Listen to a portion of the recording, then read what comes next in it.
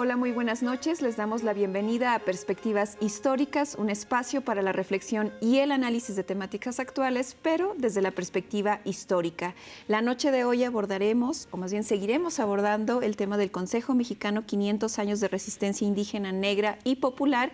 Y bueno, como cada lunes, como cada noche, como cada semana, me acompaña mi querido Felipe. Bienvenido, Felipe. Hola, Magali. Buenas noches. Buenas noches. Y de nueva cuenta está con nosotros Ricardo Montejano del Valle, productor de Radioeducación, para conversar al respecto. Bienvenido. Muchas gracias, Felipe Ávila, Margarita. Enhorabuena, decimos que se abordan estos temas. Yo creo que cada vez adquiere más relevancia la necesidad de tomar en cuenta a los siempre excluidos, los pueblos originarios. Claro que sí, yo creo que es vital, ¿no? Digamos, acudir a la historia para en realidad hablar de temas que son actuales y son del presente. Y bueno, para comenzar nuestro programa, les pido que me acompañen a ver y a escuchar la siguiente cápsula.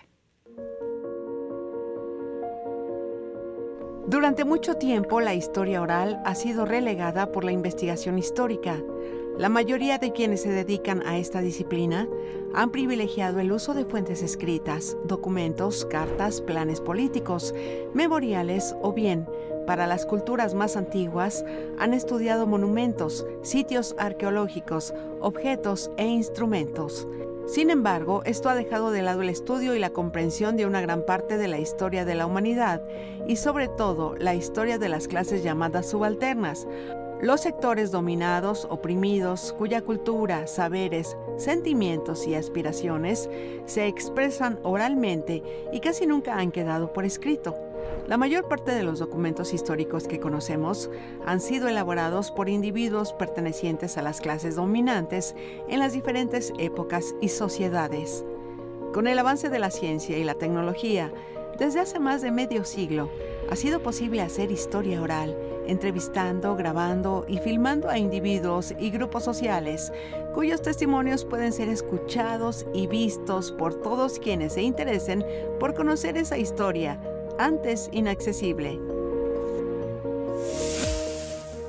La radio y la televisión mexicana e instituciones como la Fonoteca Nacional guardan en sus archivos muchos de estos testimonios que han sido transmitidos en multitud de programas que hoy son una fuente imprescindible para la investigación histórica. Esto es particularmente importante en el caso de los movimientos sociales que han ocurrido en el país desde la segunda mitad del siglo XX. Así, es posible conocer a través de estos testimonios y de la voz de muchos de sus protagonistas a los movimientos ferrocarrilero, médico, magisterial, estudiantil, urbano popular, campesino, sindical e indígena de las últimas décadas. Bien, regresamos para platicar con Ricardo Montejano del Valle sobre el Consejo Mexicano 500 años de resistencia indígena, negra y popular. Y bueno, en el programa anterior, Ricardo, conversábamos, digamos, de estos antecedentes o de este contexto bullicioso y de gran efervescencia que existía y que nos permite explicar la fundación de este Consejo Mexicano 500 años de resistencia indígena, negra y popular. Platícanos de ello, cómo se funda, cómo se organiza, quiénes lo integran. Y de alguna manera también que nos hables de tu propia experiencia, es decir, tanto como periodista que va, ¿no?, a recuperar esto que hablábamos también de las experiencias de la historia oral, de la oralidad, pero también como alguien comprometido con los movimientos sociales. Bueno, aquí Gloria Muñoz ya lo señaló muy claramente, la compañera que está al frente del portal Desinformémonos, que hay que consultar. Es obligado para el tema de los pueblos originarios. Desinformémonos. En Internet lo encuentran. Yo creo que no hay una ley que nos diga no puedes estar cargado de un lado. Tienes que ser, como periodista, objetivo. Contar las dos partes y que ya el auditorio se forme su criterio. Yo le dije a un director de Radio Educación no, porque dijo, es que están ustedes haciendo muchas críticas a Antorcha Campesina. Ya deje usted de hacer esas críticas a Antorcha Campesina, sea balanceado. Y le dije, no, porque Antorcha Campesina y el PRI tienen todos los medios a su alcance y en sus manos, y ellos publican lo que sea. Y los pueblos no lo tienen.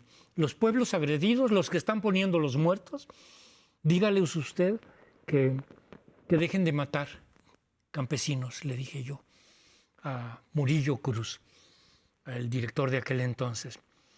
Eso valió tal vez que desapareciera el programa Abriendo Surco, que producíamos ahí en Radio Educación y que duró un par de años, pero afortunadamente vinieron los tiempos en que la madre naturaleza nos echó un empujoncito, tembló y necesitaban a alguien que manejara esa demanda de espacios para participar, que fue la construcción de una nueva sociedad a raíz de los sismos, que despertó.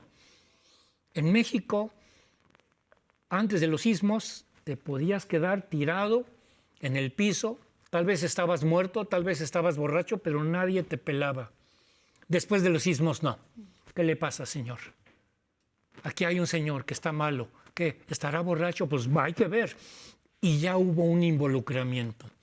Ese espíritu, como decía Bonfil Batalla, de lo indígena, nos permeó, nos volvió a brotar de nuestro interior más profundo, y esa sociedad volvió a adquirir un rostro humano con el 85. Nos hicimos humanos desobedeciendo las órdenes de quedarnos en nuestras casas. Yo creo que confluyeron muchas cosas, señalábamos, para la formación del Consejo Mexicano. Los atropellos ininterrumpidos de los despojos a los pueblos indígenas de sus bosques, la matanza de sus principales dirigentes en todos lados. Recuerdo en Chiapas los finqueros se habían cotizado, se habían colaborado entre los diferentes finqueros a una cantidad de dinero, creo que 10,000 pesos por finquero, para contratar un grupo de matones y para ir eliminando a los dirigentes en Chiapas. Lo quisieron matar y así era. Así era, la situación era por demás desventajosa. El campamento Tierra y Libertad de San Luis Potosí, los dirigentes tuvieron que huir para no ser muertos. Y desde Tabasco nos escribían al programa Abriendo Surco, tengo esas cartas. Fuimos dirigentes del campamento Tierra y Libertad de San Luis Potosí y hasta acá estamos escuchando sus programas. La señal de Radio Educación está castigada. A lo mejor la dejaron desmoronarse sola la capacidad de la antena. Antes llegábamos a Tabasco con buena señal nuestros programas matutinos. Ahora no se escucha. En Cuernavaca ya se batalla para escuchar el AM. El FM, pues de plano, y en Tlalpan ya no se escucha. Hubo muchas condiciones como esos famosos talleres o encuentros que hay que recordarlos. Rodolfo Stavenhagen al frente de la Academia Mexicana de Derechos Humanos, rodeado de un puñado de gente muy capaz y muy valiosa, y valiente también. Tenían talleres y seminarios sobre la problemática de los pueblos originarios, de los pueblos indígenas. El padre Camilo también, de los teólogos de la liberación, allá por donde está la salida de los Indios Verdes, donde está el acueducto, allá tienen pues una sede, se pasan días encerrados debatiendo sobre los problemas. El padre Camilo y sus asistentes me sacaron de una duda, por ejemplo, sobre los pueblos indígenas. La princesa Donají en Chihuahua. La princesa Donají no se llamaba Donají, era Donashi. Donashi, que venía en un náhuatl zapotequizado que era Tonantzin. Tonantzin mal pronunciado era Donashi, la bien amada. Le habían puesto porque era hija de Coyolicatzin, copo de algodón, hermana de Moctezuma II, Ilhuicamina, no, Xocoyotzin, hermana, y que fue mandada como embajadora para seducir al gran señor Cosijoesa de los zapotecos, y sí se enamoró. Lo que hacía Stavenhagen a través de la Academia Mexicana de Derechos Humanos, no había comisión de derechos humanos, no había. Más el movimiento magisterial que ya había sembrado unas semillas grandes en Oaxaca, sobre todo, con la sección 22 en el 82, 83, ya estaba consolidado ese movimiento y ellos vivían con los pueblos indígenas. Sí. Confluyeron todos estos aspectos en la necesidad de hacer una organización. Ricardo, y como ya habíamos comenzado a platicar contigo desde el programa pasado, el que haya surgido un movimiento tan amplio, tan representativo, con demandas tan importantes como fue el Consejo Mexicano 500 años, es como la culminación de un largo proceso de organización, de resistencia, de iniciativas que van cuajando, en donde pues tuvieron un papel muy importante varias organizaciones y también varios dirigentes que tú tuviste la fortuna de conocer. Ya nos comentaste, por ejemplo, la figura importantísima de Stavenhagen, está también Bonfil Batalla, está desde luego don Sergio Méndez Arceo, don Samuel Ruiz, los teólogos de la liberación, las comunidades eclesiales de base. De esas gentes a las que tú tuviste oportunidad de conocer, de platicar con ellos y de entrevistar, ¿cuáles son las que te dejaron como una huella más profunda? O incluso que no sean tan conocidos como estos, pero que hubieras tú tenido la oportunidad de verlos, de convivir con ellos y que te hubieran impactado, transformado. No lo pienso dos veces. Es Mónico Rodríguez Gómez, viejo jaramillista, pero no nada más jaramillista, miembro del Comité Nacional del Partido Comunista, que logró la afiliación de 50 miembros de los sobrevivientes de Rubén Jaramillo al Partido Comunista, que tenían un proyecto insurreccional junto con Otón Salazar y muchos otros para pues lograr tumbar este gobierno, para sí cambiar las cosas, pero de fondo. Y que pues yo publiqué en La Jornada, en el Maciosare, en aquellos suplementos, un poco de esta historia. El proyecto estaba precioso, le puse al artículo. Y Mónico Rodríguez Gómez fue el que organizó junto con Otón Salazar el movimiento revolucionario del magisterio, los maestros en el 58-59, que triunfaron en toda la línea, todas sus demandas fueron cumplidas. Él organizando a los padres de familia, porque eran 200 maestros nalgueados por los granaderos que no tenían fuerza. Y Mónico logró un movimiento gigantesco. Chabelo, que se acaba de morir, daba funciones en los patios de la Secretaría de Educación Pública, solidario con ese movimiento de los maestros. Y los jaramillistas guardaban guardias con sus, todavía de calzón de manta, sí, y camisa de manta rala, y sus mausers de la época detrás de las puertas de la Secretaría de Educación Pública en la gran huelga del magisterio de 58-59. Los traía Mónico. Mónico los traía para proteger la huelga. Fue el de la idea de tomar Edelmiro Maldonado, el historiador de la historia del movimiento obrero en México, narra, dice, alguien tuvo la idea genial de no quedarnos en un plantón afuera de la Secretaría de Educación Pública, sino de tomar los edificios y los patios de la Secretaría de Educación para, como en las fábricas, lograr un movimiento que se consolidara. Y en el patio de la Secretaría de Educación, los montones de pesos formaban un cerro. Y ahí estaban las compañeras maestras contando toda la solidaridad que el pueblo de México se volcaba. Y también fue quien, junto con Anita y Alejandro Pérez Enríquez y los corridos del Partido Comunista Mexicano por negarse a asesinar a Trotsky, dijeron: nosotros no vamos a ser asesinos de compañeros, ¿no? Están expulsados. Por trotskistas los expulsaron. Y formaron un partido, el Partido de la Clase Obrera Mexicana. Y desde ahí siguieron teniendo, junto con Valentín Campa, que estaba preso, al levantar la organización de los ferrocarrileros. Mónico entró a la célula ferrocarrilera que estaba dirigida por el camarada Martínez, que era el papacito de Ifigenia Martínez Navarrete, la gran economista, bellísima de joven, fue reina de la universidad o de la Facultad de Economía, ¿no? De belleza, de jovencita.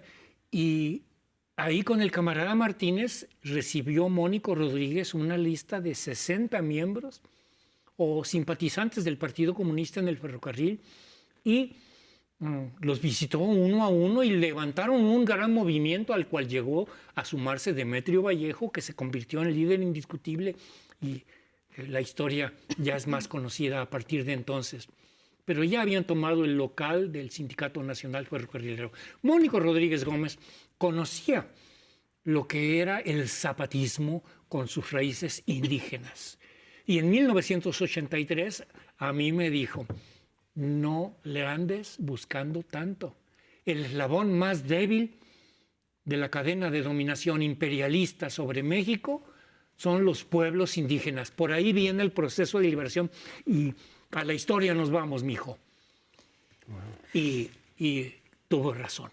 En su casa se llevaron a cabo reuniones importantes de la formación del Consejo Mexicano 500 años de resistencia india, negra y popular en Chiconcuac, Morelos, en la calle del taller número 13. Actualmente están los nietos al frente de ese taller mecánico industrial. ¿Y la otra persona que ibas a decir que te había impactado mucho? Pues básicamente los guatemaltecos. Los compañeros guatemaltecos de la URNG nos acompañaron desde el principio, como que se arrimaron a las organizaciones y a la Comisión de Deportes de Origen Prehispánico que jugaban el juego de pelota mixteco, y a los danzantes de la tradición del Zócalo, el jefe Andrés Segura y los concheros y los capitanes y todo, perseguidos por los granaderos porque querían hacer sus ceremonias y tuvieron que ir a pactar pues con los dirigentes del PRI del Distrito Federal. Y se lograron las primeras ceremonias. El 22 de febrero, natalicio de Cuauhtémoc, al 28 de febrero, una semana, la muerte de Cuauhtémoc, primer preso político, 3 años, 6 meses y 15 días preso. Cuauhtémoc. Y con estas reivindicaciones, los concheros lograron sumarse a estos esfuerzos con la gente que se aglutinaba, sobre todo por Stavenhagen, en la Academia Mexicana de Derechos Humanos, al profesor Joel Aquino Maldonado, y allá con los curitas de allá de Acueducto, por Indios Verdes, con el gran maestro Camilo. Se me olvida el apellido. Gente tan capaz, con una capacidad intelectual gigantesca. Y ahí también se reunían Floriberto Díaz, el que hizo el borrador del libro que es hoy la Carta de Derechos Humanos de los Pueblos Indígenas, aprobada por la ONU. Claro, ya con sus modificaciones que en Ginebra, Suiza, le hicieron y todos, Rigoberta Menchú y tantos otros que participaron, pero él hizo el borrador, antropólogo él, Mije. Y entonces fue una confluencia de organizaciones. Y Ricardo, para ir cerrando esta riquísima conversación, ¿qué tiempo quisiéramos más para escucharte? Y que creo que lo habrá. Me gustaría una reflexión tuya de cierre en los pocos 2-3 minutos que nos queda respecto a cómo ves la movilización indígena actualmente, la resistencia, pensando en esta lógica que tú nos hablabas en el programa anterior, que es continua, que ahí ha estado y que siempre ha estado.